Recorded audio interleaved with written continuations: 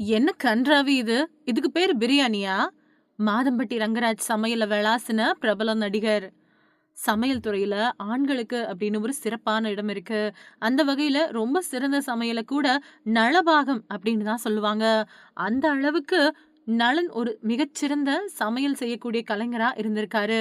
அந்த வகையில இப்போ மாதம்பட்டிய சேர்ந்த ரங்கராஜ் அப்படிங்கிறவரு சமையல் துறையில சிறப்பா பணி செஞ்சுட்டு வர்றதோட, மாதம்பட்டி ரங்கராஜ் ரொம்ப சிறந்த நடிகராவும் திகழ்றாரு. இவரு த்ரில்லர் படமான பென்குயின் படத்துல 2020வது வருஷம் நடிச்சு எல்லாரையும் அசத்துனாரு.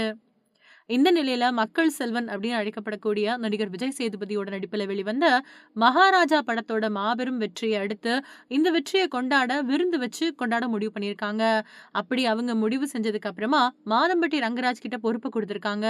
ஏற்கனவே தன்னோட குடும்ப தொழிலான சமையல் தொழில ரொம்பவே சிறப்பான முறையில செஞ்சுட்டு வரக்கூடிய இவரு நடிகர் கார்த்தியோட கல்யாணம் உள்ளிட்ட பல்வேறு நிகழ்ச்சிகள்ல உணவு சேவையை வழங்கியிருக்காரு. இவர் சமைக்கிற சாப்பாடுல கொய்யா சட்னி அப்படிங்கிறது ரொம்பவுமே ஃபேமஸான டிஷ்ஷா இருக்கு. இந்த நிலையில சமீபத்துல நடிகர் விஜய் சேதுபதி நடிப்புல வெளியான மகாராஜா படம் ரசிகர்கள் மத்தியில நல்ல விமர்சனத்த பெற்று வசூல அள்ளிட்டு வருது. இந்த படத்தோட வெற்றியை கொண்டாடக்கூடிய விதமா படத்தோட தயாரிப்பாளர், பத்திரிகையாளர்களுக்கு வெற்றி விழா கூட சேர்த்து விருந்து வைக்க ஏற்பாடு பண்ணியிருந்தாங்க. அந்த விருந்துக்கு திடீர்னு சமீபத்துல ட்ரெண்டான சமையல் கலைஞர் மாதம்பட்டி ரங்கராஜ் அவங்களோட சமையல தேர்ந்தெடுத்திருக்காங்க. அது மட்டும் இல்லாம மாதம்பட்டி ரங்கராஜ் தான் அந்த சமையல செஞ்சும் இருக்காரு. ஆனா, அந்த சாப்பாட சாப்பிட்ட பத்திரிகையாளர்கள் கடுமையான மன உளைச்சலுக்கு ஆளாகி இருக்காங்க. ஏன் அப்டின்னா, பிரியாணி அப்படிங்கிற பேர்ல எதையோ ஒண்ணு சாப்பிட குடுத்துட்டு, இதுதான் பிரியாணி அப்படின்னு சொல்லியிருக்காங்க. அது மட்டும் இல்லாம இட்லி, தோசைக்கு சாம்பார் சட்னி கூட வைக்காம, வெறும் பொடியையும், நெய்யையும் மட்டும் குடுத்திருக்காங்க.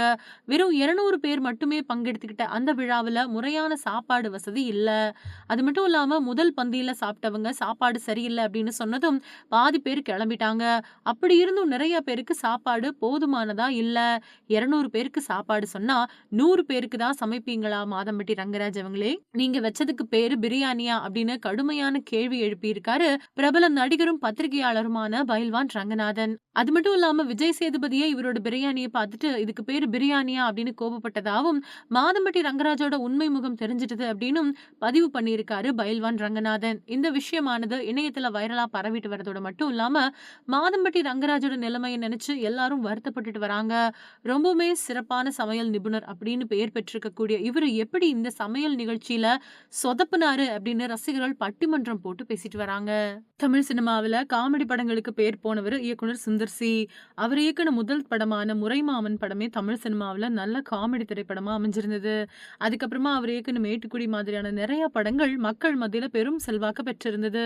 இந்த காமெடி படங்களுக்கு நடுவுல சில ஆக்ஷன் படங்களையும் எடுத்திருக்காரு சுந்தர் சி. அருணாச்சலம் மாதிரியான சுந்தர் சியோட படங்கள் அவரோட திரைப்படங்கள்ல இருந்து மாற்று படங்களா இருக்கிறத பார்க்க முடியும். இந்த நிலையில சுந்தர் சி இயக்கத்துல வெளிவந்து நல்ல வரவேற்பு பெற்ற இன்னொரு காமெடி படம் தான் வின்னர். வின்னர் படம் முக்கால்வாசிக்கும் மேல காமெடி படமா தான் இருக்கும். மிச்சம் இருக்கக்கூடிய கால்வாசி படத்துல கொஞ்சமா சீரியஸ் காட்சிகள் இருக்கும். இந்த படத்துல கதாநாயகனோட தாத்தாவா நடிகர் நம்பியார் நடிச்சிருப்பாரு. இந்த படத்துக்காக நம்பியாருக்கு சம்பளம் கொடுக்கும்போது, அவர் கடைசி தொகையான 1,50,000 ரூபாய கொடுக்க போனப்போ நடந்த நிகழ்வு பத்தி தயாரிப்பாளர் ஜி. முருகன் ஒரு பேட்டியில பேசியிருக்காரு. நாங்க அந்த சம்பளத்த நம்பியார் கிட்ட கொடுக்க போனப்போ, அவர் அத வாங்கிக்கவே இல்ல. ஏன் அப்டின்னா, நாளைக்கு நான் வெளியூருக்கு கிளம்புறேன். அதுக்கப்புறமா நான் வர்றதுக்கு லேட் ஆகும். என்னால படத்துக்கு டப்பிங் பேச முடியாது. நான் ஒரு வேள டப்பிங் பேசாம போயிட்டேன் அப்டின்னா, நம்பியார் சாமி காசு வாங்கிட்டு டப்பிங் பேசாம போயிட்டாரு அப்டின்னு நீங்க பேசுவீங்க அப்டின்னு மறுத்திருக்காரு நம்பியாரு. ஆனா இந்த படம் பல பிரச்சனைகளுக்கு நடுவுல உருவாகி இருக்கிறதால, தயவு செஞ்சு நீங்க தான் வந்து பேசி குடுக்கணும் அப்டின்னு கேட்டிருக்காரு தயாரிப்பாளர். அதுக்கு பதில் குடுத்த நம்பியார், நாளைக்கு நான் ஊருக்கு கிளம்பிடுவேன். இன்னைக்கு 4 மணிக்கு எனக்கு கார் அனுப்புங்க. 6 மணிக்குள்ள எனக்கு டப்பிங் பேச வேண்டிய வேலைகள முடிச்சுட்டு, மறுபடியும் வீட்ல கொண்டு வந்து விட்டுடுங்க. அதுக்கப்புறமா நான் தூங்கிடுவேன் அப்டின்னு சொல்லியிருக்காரு நம்பியார். தயாரிப்பாளரும் அதுக்கு ஒத்துக்கிட்டாரு. ஆனா கார் அனுப்புறதுல கொஞ்சம் லேட் ஆயிடுச்சு. 4 மணிக்கு பதிலா 4:30 மணிக்கு தான் கார் வந்திருக்கு. அப்போ நம்பியார் வீட்டுக்கு வெளியே உட்கார்ந்திருக்காரு. அவரு பேசும்போது, "இதுக்கு தான் இந்த காச நான் வாங்க மாட்டேன்" அப்படின்னு சொன்னேன். "வீட்டுக்குள்ள போயிட்டா நான் தூங்கிடுவேன். அதனால உங்களுக்காக வெளியிலேயே உட்கார்ந்துகிட்டு இருக்கேன்" அப்படின்னு சொல்லியிருக்காரு நம்பியார். அந்த அளவுக்கு பட விஷயத்திலயும், பண விஷயத்திலயும் கண்டிப்பான நபரா இருந்திருக்காரு நம்பியார்.